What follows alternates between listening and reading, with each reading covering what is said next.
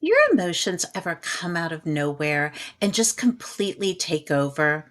I mean, one minute everything's fine, and the next you are on fire with emotion. You're snapping at your partner, you're panicking over something small, you're saying something that later you're going to regret. It feels like you're not even in control at all, right? Like your emotions just came in and hijacked everything. But guess what? You can stop that from happening. You can break that cycle. And today I'm going to show you how to do it with a technique called mindful detachment. By the end of this video, you'll know how to stay calm, stay in control, and stop letting emotions run the show. I'm Suzette Bray. I'm a licensed marriage and family therapist, and I help people step off the emotional roller coaster and develop the superpower of emotional regulation. If you're ready for actionable, practical techniques to take charge of your mental health, you are in the right place. So, mindful detachment is one of the most powerful tools in emotional regulation. Today, what I'm going to do is I'm going to explain what it is, why it's such a game changer, and give you some simple steps to start using it right away. So, if you're ready, let's go ahead and dive in. What I'd like you to do is imagine that your emotions are a river. One minute, everything's calm, and the next, you're being pulled under and you're being tossed around by waves of anger, stress, anxiety. Without mindful detachment, you are just trying to stay afloat. You're barely hanging on. But with mindful detachment, you're not in the river, you're out on the shore. You see the emotions, but they're not sweeping you away. You're watching it from a safe distance. And that allows you to choose how to respond. You get to recognize the emotion, create some space for it, decide how you'll react instead of getting pulled under by every single wave. Now, it's really important to remember that mindful detachment is not about suppressing or ignoring your feelings. It's about observing them without letting them completely take over, without letting them hijack your brain. And trust me, that difference is so life changing. So, why does mindful detachment matter? What makes it so important? Well, when you don't practice mindful detachment, your emotions can hijack your brain. The amygdala, that's your emotional brain, takes over. And suddenly, rational thinking says, bye bye, I'm leaving, I'm out of here. And you start reacting on autopilot. And that's when emotions start to control your actions. And afterward, you're left thinking, oh my gosh, why did I say that? Or why did I let that get to me? That's emotional hijacking. So, what mindful detachment does is it stops emotional hijacking. Instead of reacting all impulsively, you're able to pause, recognize the emotion, but not get swept away by it. You create space between the feeling and your reaction, and that's where your power comes back. It's like hitting a pause button on an emotional storm. The emotion's there, but now you're in control of how you respond. So, another thing that mindful detachment does is that it lowers your stress levels.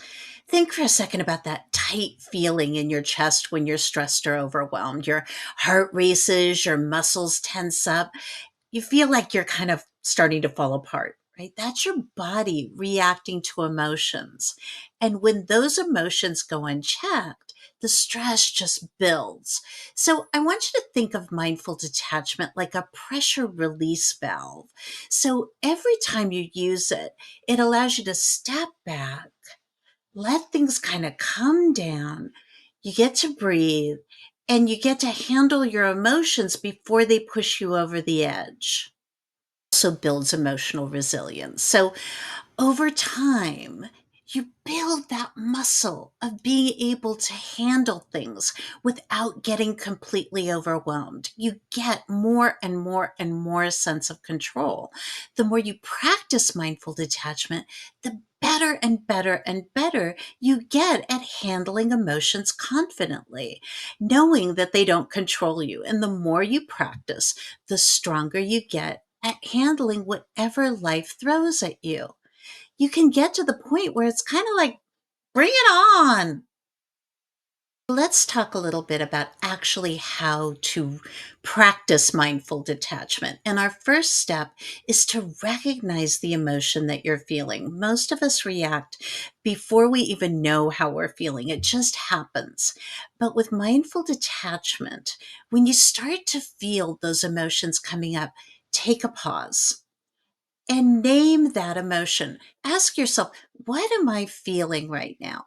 Anger, stress, anxiety.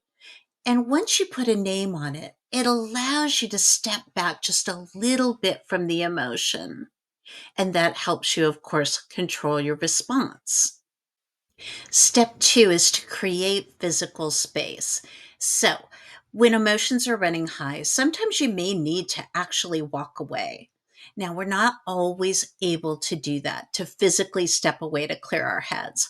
But you might consider just leaning back. Most negative emotions kind of come with this, rah, right? Or, uh, or with anxiety, it's like a pullback. We might just want to like relax our bodies and step back just a little bit. And that gives us some physical space to help decide on our response. Now, step three is to focus on your breathing. So, when emotions start running high, of course, like we talked about before, your body reacts. Your heart races, your breathing gets shallow, and the fastest way to regain control is to focus on your breath. So, here's one way to do it.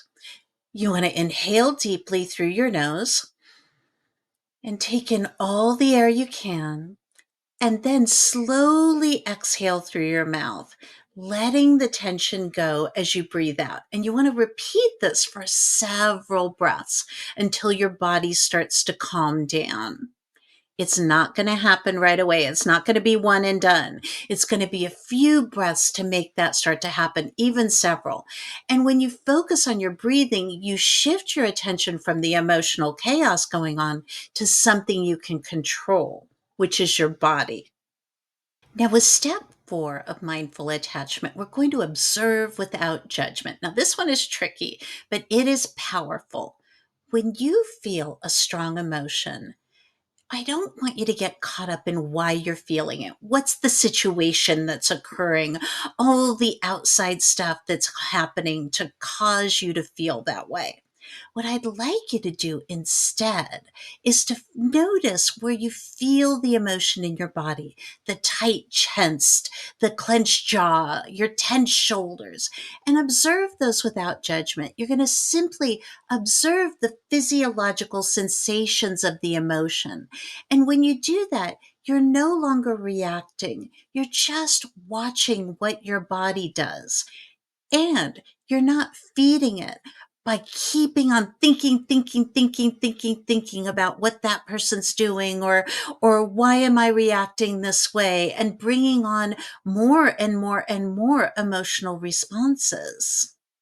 Okay, so step five, and that's let go of control.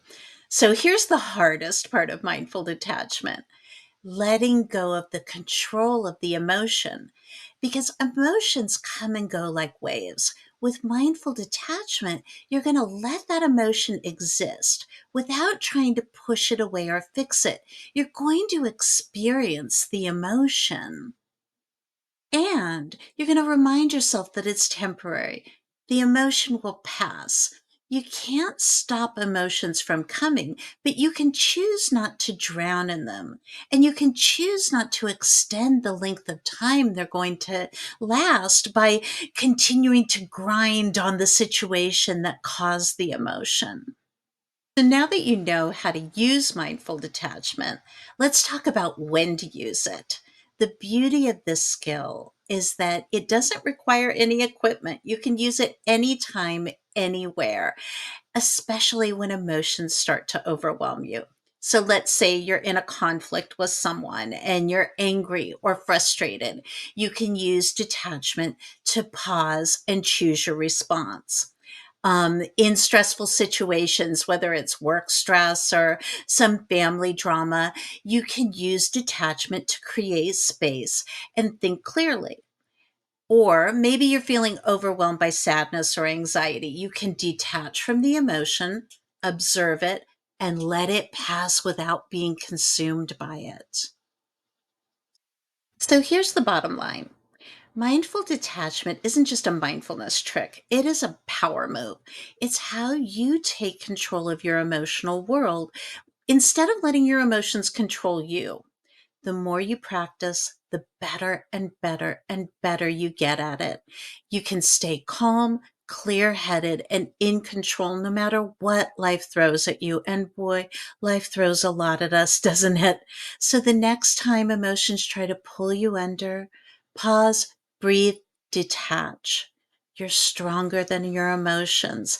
And the more you practice mindful detachment, the more you'll recognize this.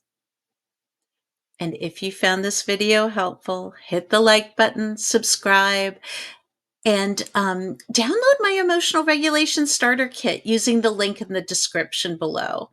I'd really love for you to take a look at it and let me know what you think. Thank you so much for watching today. I'll see you next time. Bye.